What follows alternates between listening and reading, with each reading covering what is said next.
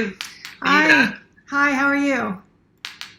Hi, I'm great, thank you. How are you doing? I'm good. It's Henry, right? Okay. It's Henry, yes. Yeah, Nice to yeah, meet you. that's me. Excellent. Is your webcam working, Kristen? Uh, Would that be okay? yeah, absolutely. Is it not? Oh, Hold on, let me. oh, Sorry. fantastic. Oh, I can see now. Hello, Okay. hello. Hi. Fantastic. Yeah, oh, really good to see you. How are you? I'm doing great. I'm doing great. Is the lighting okay? I've never done an interview in this spot, and I've got some sunlight there and a spotlight there, and it looks okay to me.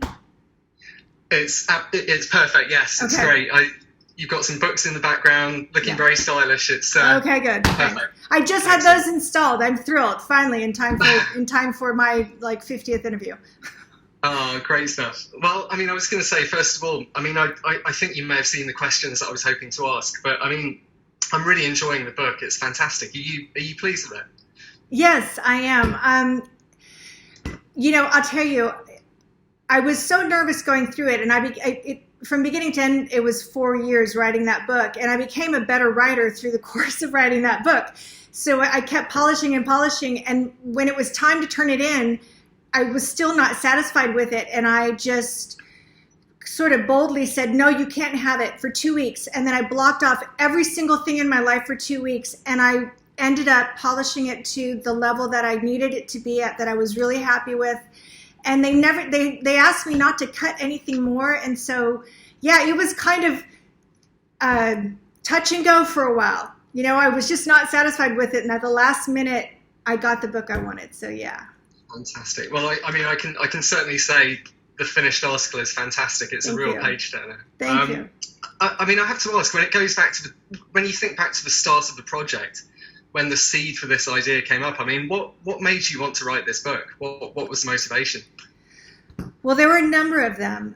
Initially, I always knew I had this story that was, pretty commercial. And as someone who, as a writer and someone whose strength is memoir and personal essay, to not write the book about the most impactful time of my life, between my addictions and my relationship with Joe and my depression and the suicidal spiral, I mean, it would just make no sense, right? To not write that book as someone whose strength is memoir.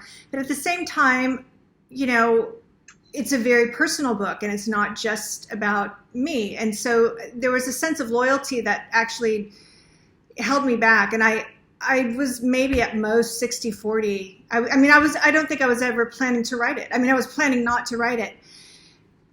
But over time, I just realized that I felt, first of all, sort of duty bound as someone in recovery who remembers so well what it was like, and wanting to help contribute to the collective intelligence on this particular mental illness was becoming more and more important to me.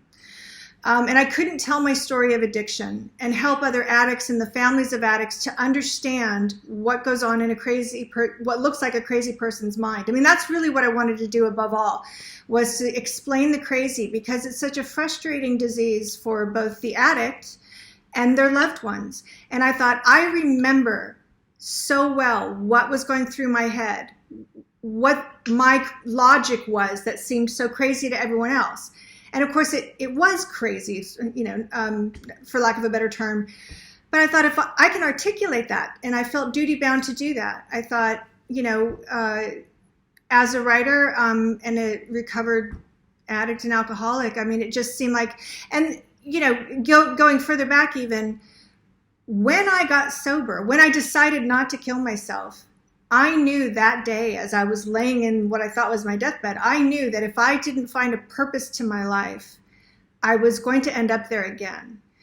And, I now have found a number of purposes for my life, but I do believe that this is one of the most important. I believe that sharing your experience, strength, and hope, to borrow a term from my 12-step program, it's vital. I mean, that is the 12th step, right? Being of service. And this is, aside from sponsoring and sharing in meetings and trying to help other addicts and alcoholics to get sober, I felt like this was part of that. We have to go with our strengths, right? And writing memoir is my strength. And so that was my main impetus for writing the book.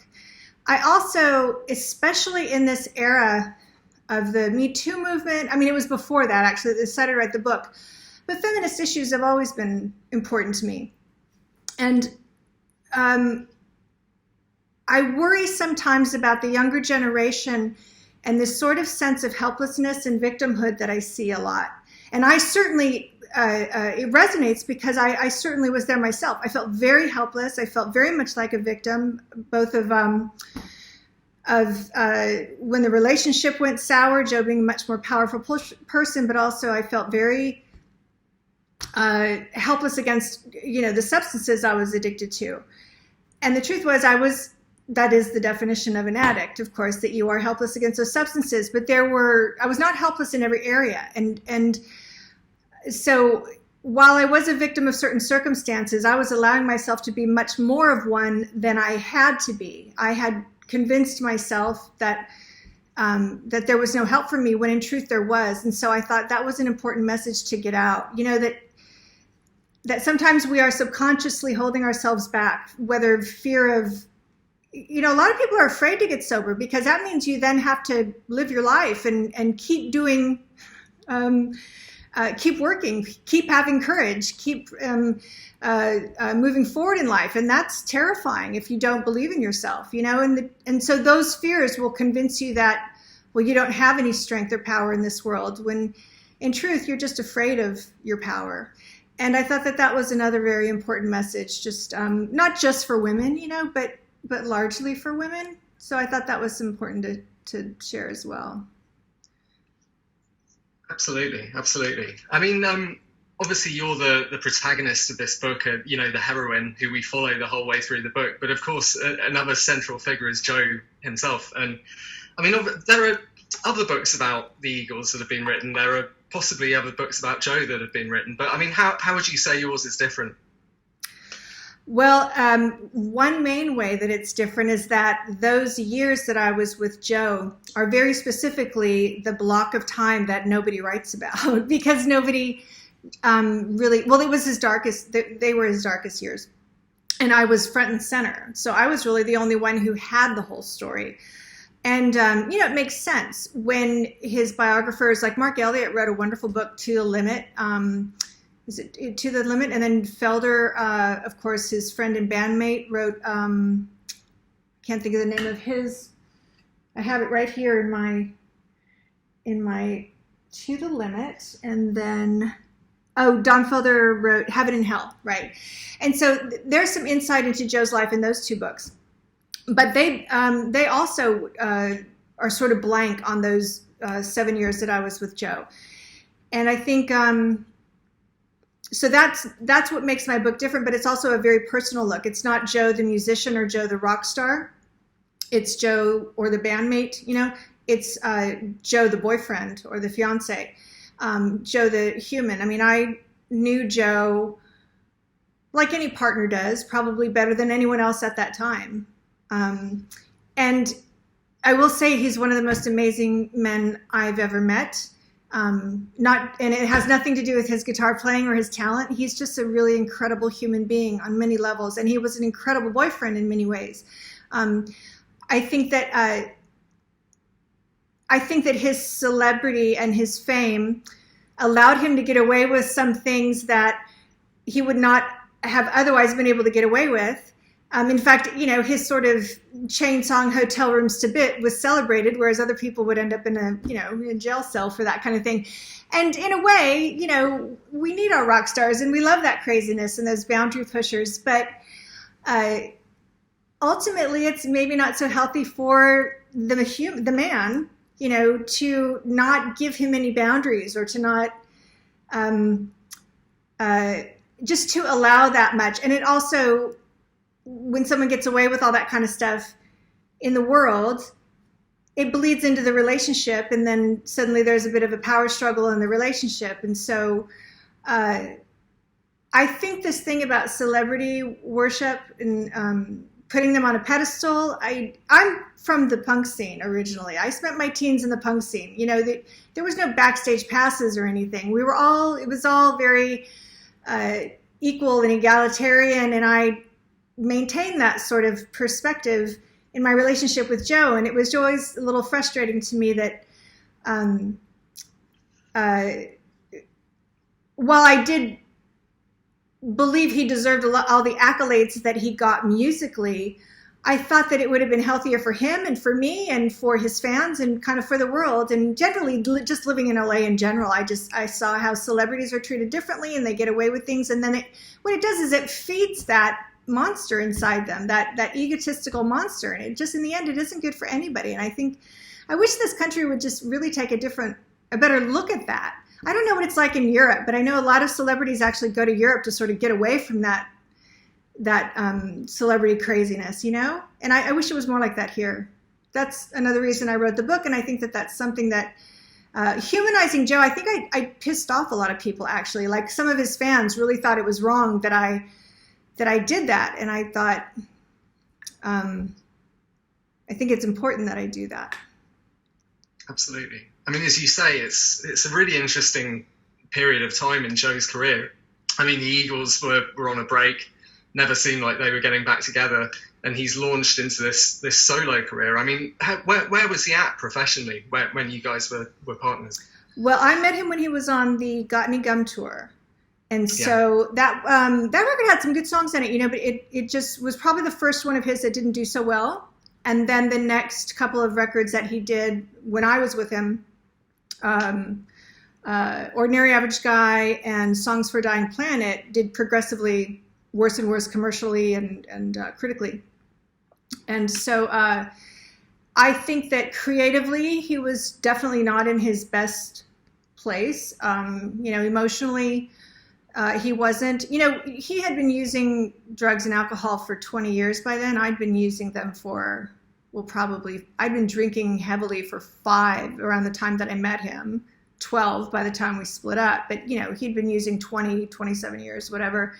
That stuff's going to catch up with you. I mean, coke and alcohol can kind of, even for creative people, I suppose, fuel creativity. I mean, it's not the healthiest way to do it, but I mean, let's not kid ourselves. It certainly can and has.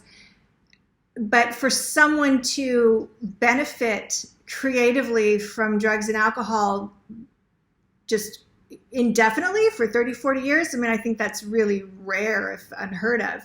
And so I think it had just started catching up with him. So yeah, those are what we would call Joe's, you know, darker years. And of course, sometimes things have to get worse before they get better. I mean, he certainly turned that around in what has to be one of the greatest comebacks of, in, you know, history. One thing I love about the book, apart from it being so well written, is that you're very fair to Joe. I mean, you do talk about the points where he lets himself down, but you also present him as having a lovely side to him too. Was it important to show those two sides of the coin? Oh, yes, very much so. And in fact, my guiding principle, I think, throughout the whole writing of the book was just to tell the truth, and not even just the truth as I saw it, which, you know, when you're writing memoir from your own recollection, and even the journals that I kept were from the perspective of someone who was seeing things from her own one corner of it. But as I was writing, what I tried to do, like, say, for example, there was a scene where we were arguing or something was not right. Well, he was feeling or thinking this. What I tried to do was write, well, this is what he said, and this is what I heard, and this is what I perceived, you know, and then allow the reader to just take in those words and actions and decide for themselves. I mean, there were parts where I said, this is my take on why Joe was doing the things he was doing, you know, like why he was so uncommunicative, or why you know, why he was so, I feel, I'm not sure I used the word intimidated, but he was, I think Joe is drawn. Here's a good example. Joe is, I think, drawn and attracted to strong, independent women. And at the same time, I think that intimidates him a little. Of course, and this is back then. I mean, he's matured and grown since then. This is not anything he ever told me, and I don't feel like it's my right to crawl inside his head and make these assessments, you know, other than to say that this is what it seemed like to me. and then just describe the actions and the conversations as I remembered them and let the reader make up their own mind. I mean, all memoir is going to be like that. All memoir has to be taken with that grain of salt, I think. But Joe is, we had some really, really vicious fights, right? But at the same time, it was a time in my life, and not just because I got to travel the world and meet celebrities, but because I was madly in love with someone who treated me like a princess, and he was madly in love with me, and it was, it was an amazing experience. I mean, my favorite memories of being with Joe are curling up in bed and just, giggling and being silly. I mean, he was such a silly guy. He was in a way that not a lot of men, I think, feel licensed to be. He could be so boyish and silly and vulnerable and goofy. And I just found that sexy beyond belief, And he could also be just like commanding and,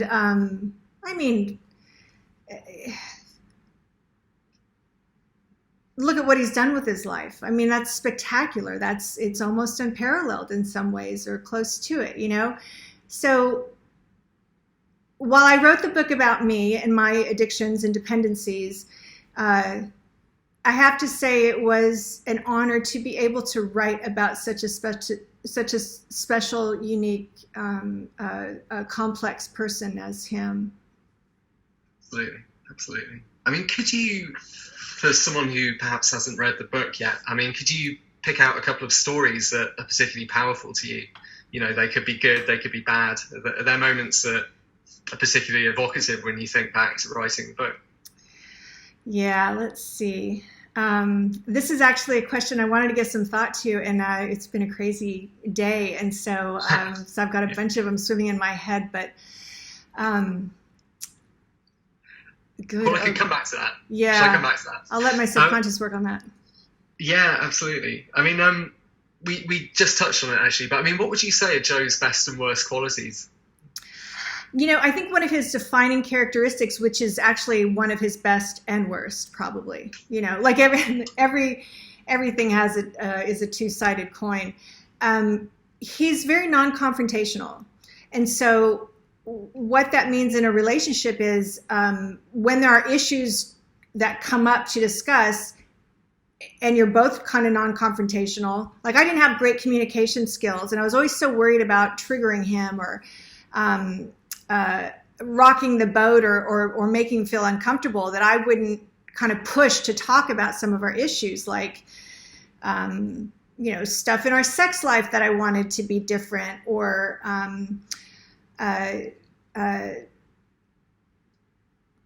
like I wanted to be able to decorate the house, and I brought it up a couple of times, and he kind of avoided the topic, and it made him uncomfortable. So I was living in a house that felt like someone else's, and I was never able to convey that. And it seems like such a simple thing, right? But when he bristled, it just, for me, it was like suddenly floating away on an iceberg. I just felt like losing the connection with him, and then him not being able to just sit and have a talk about why the conversation is bothering him, or why me fixing up the house might not work for him. And so this non-confrontationalness of his was frustrating. And at the same time, it allowed us to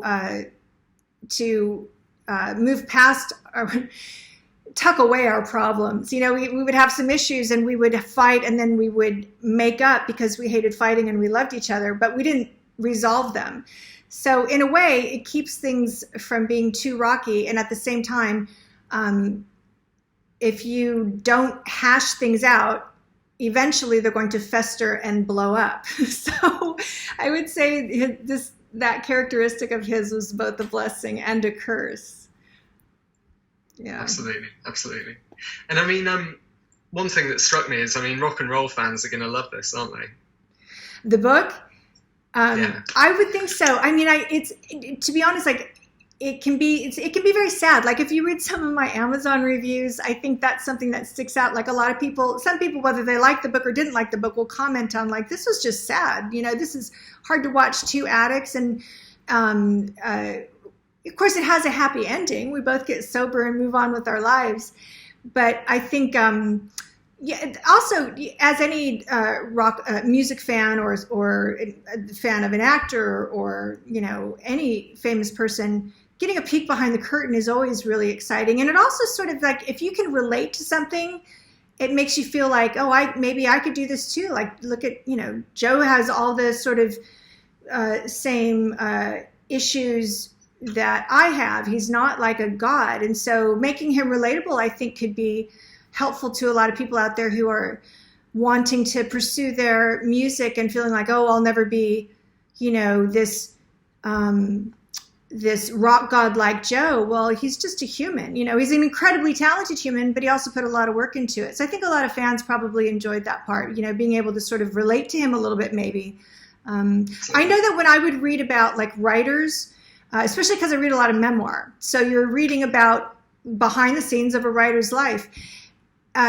Jerry Stahl, in fact, Permanent Midnight probably was the first book that I read where I thought, oh, this is someone who's lived as crazy and painful and addicted life as I have, maybe more. And he still turned his life into something. He's become an incredible writer. Like, it was incredibly inspiring to me. So maybe some musicians out there will read my book and feel like, you know, they can make something of their art too. Absolutely.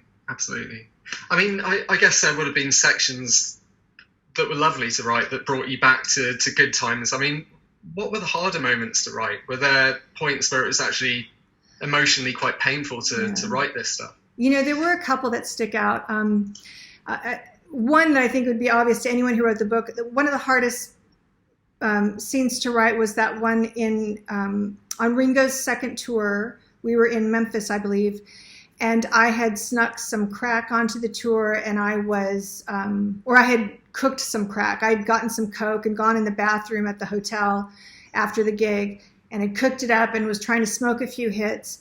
And, you know, when you're a crackhead, you're losing all track of time. Joe was, from the day I started using crack, even as a Coke addict, he was so upset and bothered and scared by it. You know, he never did it with me or anything. And so he's out there just freaking out because, number one, I've brought crack on Ringo's tour. This is, you know, going to really upset Ringo, who we both loved and respected. But also he was worried, I'm sure, about my life and my health. And I'm in there just completely oblivious, desperate to just, you know, try to have my little crack party. And of course, when I finally opened the door and we end up, he'd just been pushed to his limit, you know, and I feel like it's really important to reiterate that, because what happened was just such an ugly scene. But as two addicts who are pushing boundaries, anyone could have done what he did and lost control and gotten violent with me. And of course, he didn't put me in the hospital or anything, but, you know, he did lose control and he got physical. And it was a horrifying moment. And it's sort of a nugget in my head in that way. It's a little traumatic. And having to write that scene, the first time I wrote it, I wrote it quickly without very much detail. I just wanted to get past it. But it had to be in there. And then I had to go back to it and flesh it out. And every time I did, it was a struggle because I had to relive it.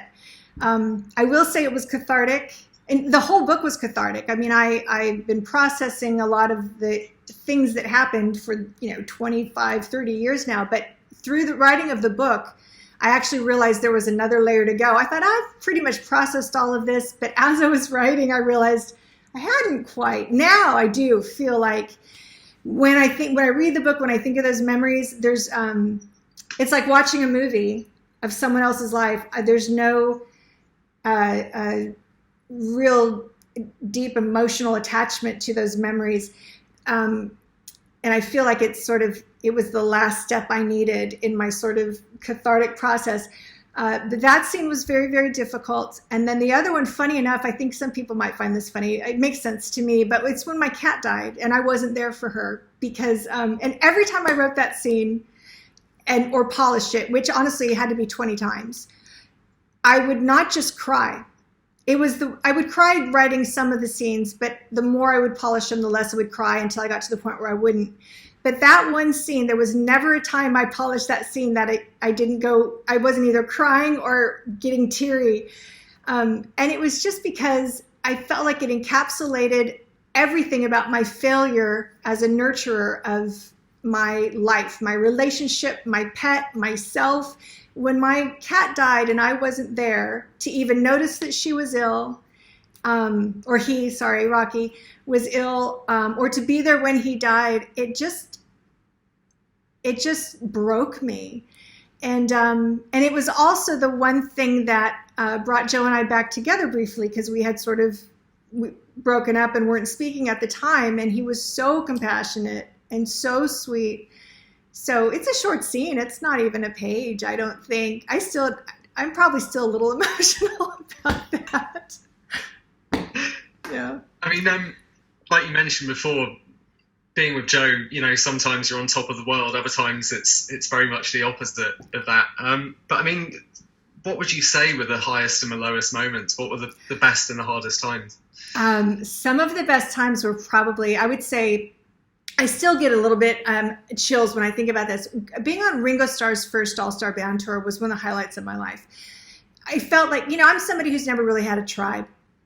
You know, I never really felt like I even fit in with my own family. And I was a punk rocker and I was a stripper for a very long time. And these are kind of countercultures that become like families for a lot of people who don't have that. And yet for me, I never really felt like I fit in anywhere. And then with Joe, I did. And on that tour specifically, that one, and also in New Zealand with Herbs, the New Zealand band Herbs that he produced and toured with, I felt like I was a part of things, that I was accepted and I was in this family atmosphere. And Ringo's such a special guy. And so just being out there in the crowd with everyone and watching all those guys, musicians that I loved, because, you know, Levon Helm and Rick Danko in the band and Clarence Clemens and Dr. John, I mean, these were some of my favorite artists. And so to be able to watch them night after night after night and to see them having so much fun, those are some of my favorite memories. I mean, just, yeah, the atmosphere. When band members are getting along and a tour is going well and you're part of it, it's magical. It is just magical. And being around Ringo is kind of magical. He's just like that. So those are definitely some of my favorite memories. And, you know, Joe got down on one knee and proposed in 92 when I was heavy into my crack use. And it was a weird experience because I was sort of detached. You know, crack will do that to you. So it's not the best memory. It's sort of a weird memory for me. But there were other times he would bring up marriage and not get down on one knee necessarily or present me with a ring. But there were a couple of times. Once he did it on the phone, once he did it in person. And those are very special memories for me. You know, it was very storybook, fairy tale stuff. Yeah. Sure, absolutely. And I mean, when it comes to harder moments, are there times that stick in your mind, perhaps for the wrong reasons? Yeah. Like when we were breaking up, I remember it was a lot of back and forth. You know, like I said, we loved each other and we just didn't communicate well. So even as we were breaking up, we broke up twice. The first time was in 93. And so there was a lot of back and forth. We'd have a big fight. I'd move into a hotel. I'd come back. We'd have a big fight. He'd storm off. You know, either I was breaking up with him 1 month and then he was breaking up with me and then we get back together. But after that went on for a handful of months, he kind of had decided, yeah, I'm done.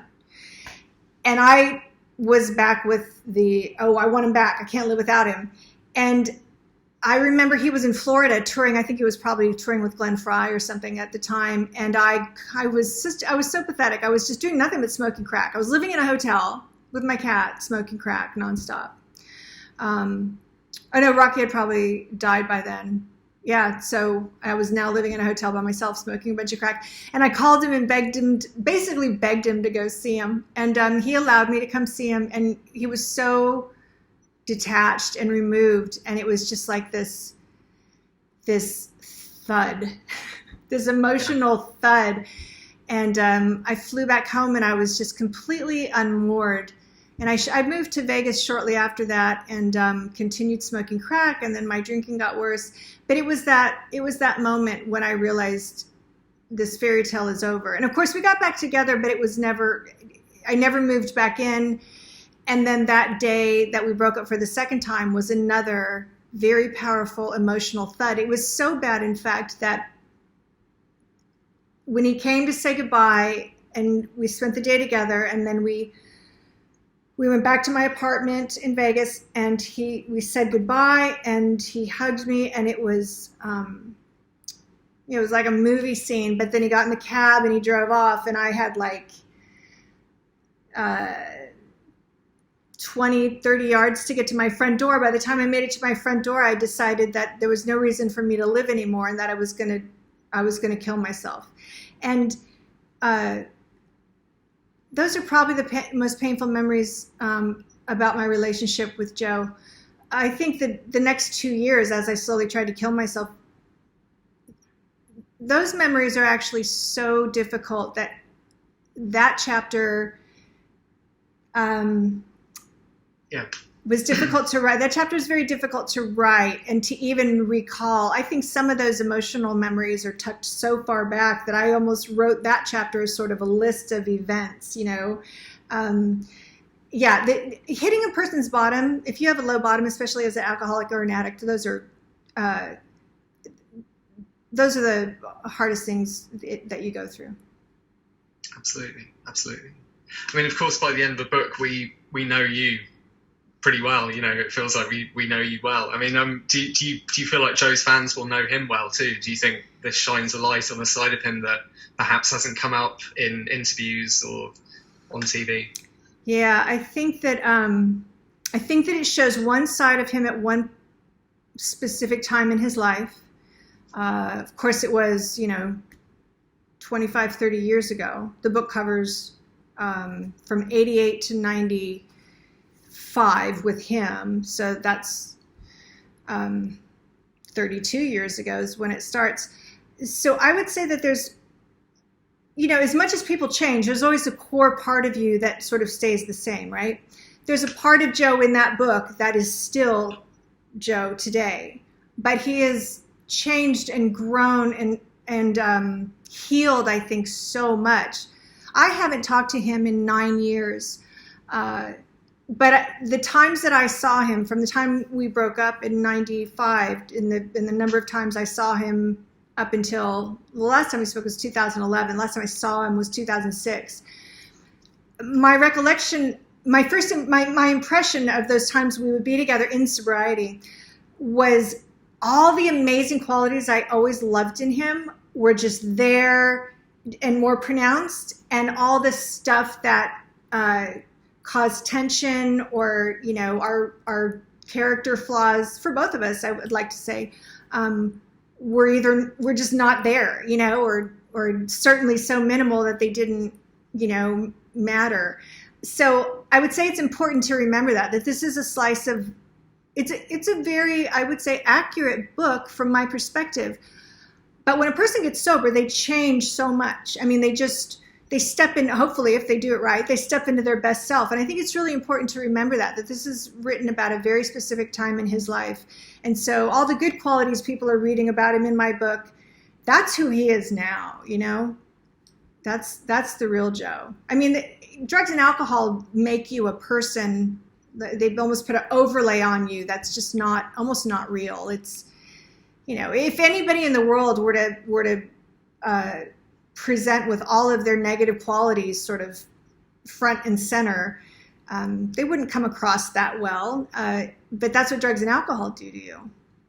So I think that, yes, you can get a better idea of who Joe is from my book, or certainly who he was. And the good qualities that come across, that's really what makes him up now. Absolutely. And has he given his verdicts on the book? Do you know what he thinks of it? I would love to know. I don't. Yeah. I can guess. I can only guess. All I know is that through the grapevine, I heard that as soon as he heard it was coming out, he got very nervous. Justifiably, I have to say. I mean, I would feel the same in his position. He's a very private person. He always has been that way. He's not one of those rock stars who is like, talking about his sex life on Howard Stern. I did that, and he got very upset with me. Like Joe's always been kind of a private person, and our sex life, when you think about it, what could be more private? And I do talk about that. It serves the story. I had a reason for talking about that. It was a microcosm of the macrocosm of our life and my addictions. But now I've forgotten the question. What was I saying? Oh, yeah, you were just saying that you would love it. Oh, what he thought of the book, yeah. So my guess is that he probably wishes I hadn't written it, but that he probably is relieved I didn't. I clearly don't. I think it's pretty clear I don't have an axe to grind, that I was, and maybe he even disagrees. Maybe he remembers some of it differently. But here's that good side of the non-confrontational character trait is that, he's not calling me up and saying, how could you do that? Why would you do, he's not said a word. He's not reached out to me. So I don't really know what he thinks. My guess is he probably liked some of it and didn't like some of it. And I would hope that he respected my right to write it. But yeah, I don't know.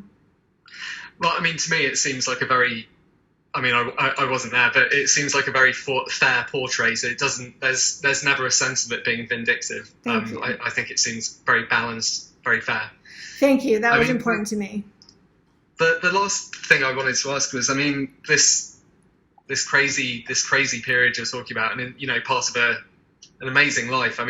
Would you change anything, or do you feel it's sort of brought you to where you are now? Oh boy, that's a really good question and a complex one. Those experiences did make me who I am. And I don't think I would have the life that I have or be the person I am without what I went through. But I will say, I do wish that I had gotten sober earlier. I will never say that I wish I was never an addict or an alcoholic. I think that's part of who I needed to be to become my best self. I really do. For me, that was the path. That was probably the best path for me to take to really step into my best self, as painful as it was, and as much damage as I probably did to other people's lives, like my parents and all that. But I wish that I had gotten sober a couple years earlier for a number of reasons. One, because those last 2 years were very traumatic for me mentally. Like that's something I'll live with forever. I've had a lot of therapy. And trauma therapy, but some of that stuff was really, really, really dark and painful and damaging, and also physically. The last 2 years, when you try to drink yourself to death, I have an amazingly strong constitution, but I have permanent damage. I've had to have a couple surgeries to correct some of it, and some of it I'll probably live with for the rest of my life. It's not going to kill me, and it's not something most people will even notice. But 5 of my organs, my digestive system, my adrenal glands, my nervous system, and there's a lot. I did a lot of damage, so I really wish I'd have just gotten sober a couple years earlier. It would have really been lovely to be able to be in a relationship with Joe, at least for a little while we were both sober, because we had 1 year together, the last year, where he was sober and I wasn't. And while we were probably destined to split up, because I don't think I'm the kind of person who really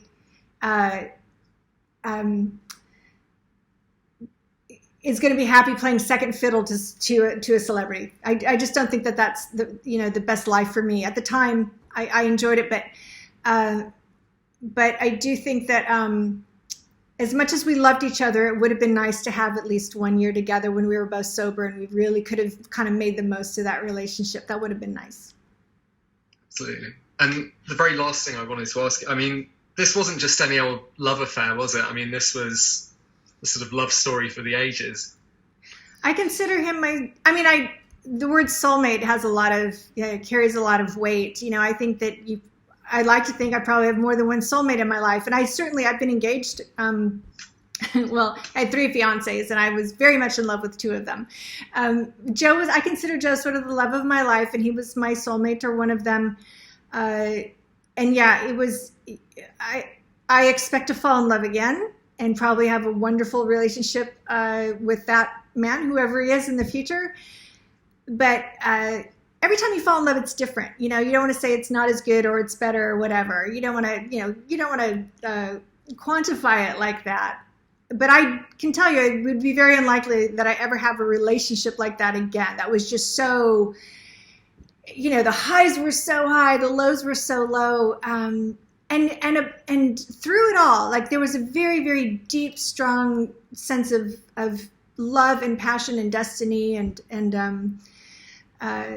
I loved him powerfully, and he loved me very powerfully. And that's an amazing thing. Not a lot of people get to experience that in their life. So yeah, it was sort of a tragic fairy tale.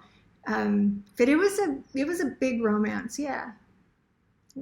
Ultimately, that's how I think of it. Yeah. Fantastic. Oh, thank you so much for talking to me, Kristin. It's a real pleasure. And like I said, I've really enjoyed the book. It's, really, really nicely written, so evocative. I feel like I'm right there as you're kind of conquering the world in the late 80s. It's a great piece of writing. That means the world to me. Thank you so much, because I knew I had an interesting story, but I think more important to me was that my skill as a writer would come through, or that it would be there. So to hear that, that means the world to me. I think it's a great compliment. Oh, fantastic! Well, I know the new edition, the paperback, is going to do really fantastically well. So I'll let you go, but it's a real pleasure to chat to you. Thank you so much. Oh, it's been wonderful. Thank you so much. Fantastic. Take care. Take care. I'll see you later. Okay. Thank you. Bye. Bye.